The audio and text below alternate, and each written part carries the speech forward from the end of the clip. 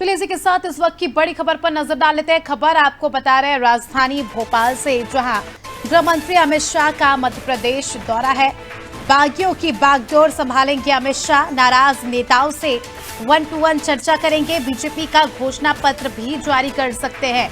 तो आपको बता दें कि 3 दिवसीय दौरे पर रहेंगे केंद्रीय गृह मंत्री अमित शाह। तो देखिए, गृह मंत्री अमित शाह आज मध्य प्रदेश आने वाले हैं, जहां पर 3 बड़े काम करने वाले हैं। आपको बता दें कि बागियों की बागडोर संभालते तो नजर आएंगे, साथ ही तमाम जो नाराज नेता है उनसे चर्चा करेंगे और किस प्रकार से उनकी नाराजगी दूर की जा सकती है, इस पर भी गृह मंत्री अमित शाह बातचीत करने वाले हैं। और सबसे बड़ी बात कि जिस प्रकार से कांग्रेस ने अपना घोषणा पत्र जारी कर दिया, उसके बाद में सभी की नजरें बीजेपी पर टिकी हुई है।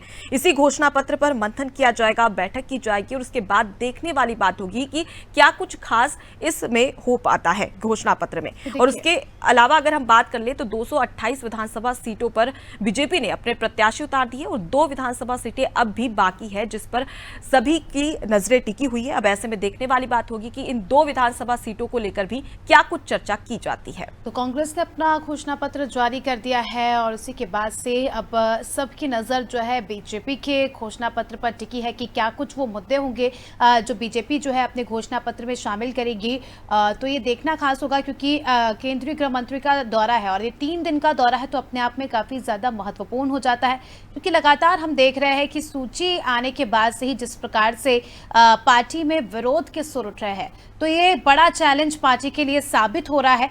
तो उसी को लेकर जो प्रत्याशियों की नाराजगी है, जो दावेदारों की नाराजगी है हम कह सकते हैं, तो उन नाराज नेताओं से मुलाकात करेंगे गृह मंत्री और उन्हें समझाइश देंगे कि हमें संगठन के लिए चुनाव लड़ना है।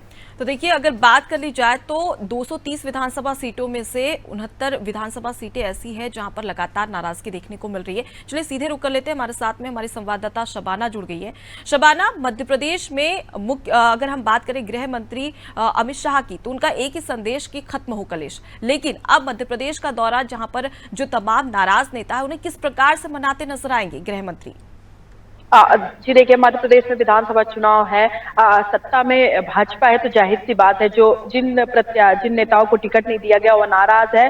3 दिवसीय दौरे पर गृह मंत्री आ रहे हैं। सबसे पहले तो मैं आपको ये दिखाना चाहूंगी कि उसको लेकर बीजेपी कार्यालय में तैयारी हो चुकी है। पुलिस यहाँ पे लगी हुई है, दोनों तरफ से बैरिकेड्स लगा दिए हैं। तमाम तरह की जो सुरक्षा है अमित शाह के दौरे को लेकर यहाँ पे बीजेपी कार्यालय में वो पूरी कर दी गई है। किसी को भी कार्यालय के अंदर नहीं जाने दिया जा रहा है। इसके अलावा जो केवल सुरक्षा से संबंधित लोग हैं वो भी बीजेपी कार्यालय में जा रहे हैं, या पार्टी के वरिष्ठ नेता ही बीजेपी कार्यालय में जा पा रहे। दूसरी बड़ी बात यह है कि जो बागी है, जो नाराज है, उनसे अमित शाह पार्टी कार्यालय में चर्चा करेंगे, उनको मनाने की कोशिश करेंगे। क्योंकि बीजेपी एक बड़ी पार्टी है और इनका संगठन भी बहुत बड़ा है, तो जाहिर सी बात है पार्टी कहीं ना कहीं जो बागी है, जो नाराज है, वो अमित शाह से बात करके मान ही जाएंगे। क्योंकि पहले भी इनकी जो पार्टी बागियों को मनाने का प्रयास करती है, बीजेपी का एक नारा है कि सबका साथ सबका विकास। तो जाहिर सी बात है जब वो सबके साथ और सबके विकास की बात करती तो पार्टी के अंदर मतभेद कैसे होने देगी। दूसरी बात, जो नाराज है, जब गृह मंत्री उनसे बातचीत करेंगे, उनको समझाने की कोशिश करेंगे या फिर उनके लिए कुछ फैसला लेंगे, पार्टी में उन्हें पद देंगे, तो जाहिर सी बात है पार्टी के नेता मानेंगे। क्योंकि कोई भी नेता या कोई पार्टी से बड़ा नहीं होता, सब पार्टी के अंदर काम करते हैं। और बीजेपी का हमेशा से यही कहना है कि जो पार्टी के अंदर काम करेगा उन सबको एकजुट होकर काम करना पड़ेगा। अगर आप आज पार्टी के लिए संदेश देंगे तो कल के लिए पार्टी आपके लिए अच्छा ही फैसला लेगी। जी बिल्कुल शबाना, यहाँ पर कहा जा रहा है कि घोषणा पत्र भी जारी हो सकता है, क्योंकि काफी महत्वपूर्ण ये दौरा है, तो सबकी नजरें अब जो है बीजेपी के घोषणा पत्र पर भी टिकी है।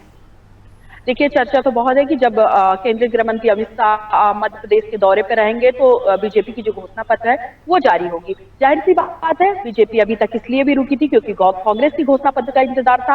बीजेपी एक बड़ी पार्टी है और तमाम तरीके की जो कांग्रेस ने अपने घोषणा पत्र में वादे किए हैं जनता से, बीजेपी भी उन्हीं वादे को लेकर, स्थानीय मुद्दे को लेकर और तमाम लोगों से बात करके, संगठन से डिस्कशन करके जो घोषणा पत्र में जो अमित शाह के दौरे के बाद जो घोषणा पत्र निकल कर आएगा, जाहिर सी बात है वो स्थानीय लोगों से, स्थानीय मुद्दों से जुड़ा हुआ होगा, जिससे लोग प्रभावित होंगे और प्रभावित होकर भाजपा की तरफ आकर्षित होंगे। वैसे भी सरकार की योजनाएं जो है इस कदर इस लोगों पे हावी है कि अभी भी लोग कहीं ना कहीं मध्य प्रदेश में जो महिलाओं का वोट प्रतिशत है वो कई ज्यादा है, इसलिए सरकार लगातार महिलाओं पे काम कर रही है, युवाओं पे काम कर रही है और जो छात्र हैं, इसके अलावा और भी ऐसे लोग हैं जिसके लिए सरकार लगातार काम कर रही है। तो उन सब चीजों को भी लेकर चर्चा होगी, किस योजना ने कितना फायदा पहुंचाया है सरकार में या मध्य प्रदेश की जनता को, इस पर भी चर्चा होगी। इसके अलावा जो तमाम तरह की योजना है, सबसे बड़ी बात आपको बताऊं कि क्या कहते हैं, जब से मुख्यमंत्री शिवराज सिंह चौहान ने लाडली बहना योजना का जो आदेश लागू किया, तब से कंटिन्यू वो पैसे आ रहे हैं और लोग उसका फायदा भी उठा रहे हैं। तो कहीं ना कहीं इसका जो 10% जो लाभ है ना, वो बीजेपी के खाते में जाएगा और महिलाएं प्रभावित होकर कहीं ना कहीं भाजपा को पसंद तो जरूर करेंगी। इसीलिए लगातार केंद्रीय नेतृत्व का यहाँ दौरा हो रहा है। प्रधानमंत्री भी यहाँ आने वाले थे, लेकिन किसी वजह से उनका दौरा कैंसिल हो चुका है। जी बिल्कुल शबाना, अब देखना खास होगा कि कितना जो है कारगर ये दौरा साबित होता है और क्या अमित शाह वाकई नाराज नेताओं की नाराजगी दूर कर पाते हैं या नहीं, ये देखने वाली बात होगी। बहुत बहुत शुक्रिया आपका हमारे साथ जुड़ने के लिए और तमाम जानकारी के लिए। तो देखिए, गृह मंत्री अमित शाह आज मध्य प्रदेश आ रहे हैं और राजनीति के चाणक्य कहे जाते हैं, तो जाहिर सी बात है कि अपनी रणनीति के आधार पर जो बगावत करने वाले हैं, जो विरोध करने वाले हैं, उन्हें यहाँ पर समझाते भी नजर आएंगे और उनकी एक तरीके से नाराजगी दूर करते भी नजर आने वाले हैं। चलिए, इसी के साथ इस बुलेटिन में फिलहाल इतना ही। देश और दुनिया की तमाम खबरों के लिए देखते रहिए नादी टीवी। नमस्कार।